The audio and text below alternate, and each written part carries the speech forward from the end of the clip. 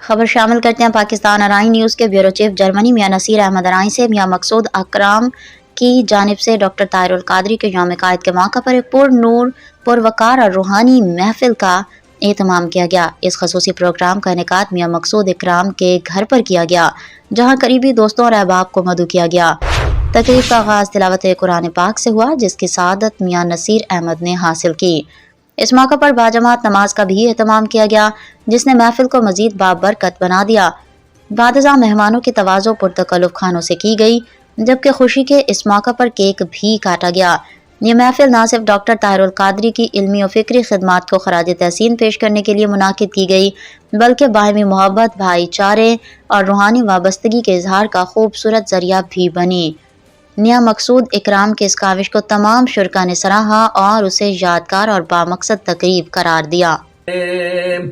دو جہاں کے راج والے، عرش کی معراج والے، آسیوں کی لاج والے، یا نبی سلام علیکہ، یا رسول سلام علیکہ، یا حبیب سلام علیکہ، صلوات اللہ علیکہ۔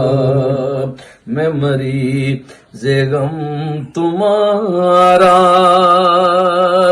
آقا جی آپ ہی ہیں ایک سہارا، اچھا ہوں یا میں برا ہوں، آخر ہوں تمہارا، یا نبی سلام علیکہ، یا رسول سلام علیکہ، یا حبیب سلام علیکہ، صلوات اللہ علیکہ۔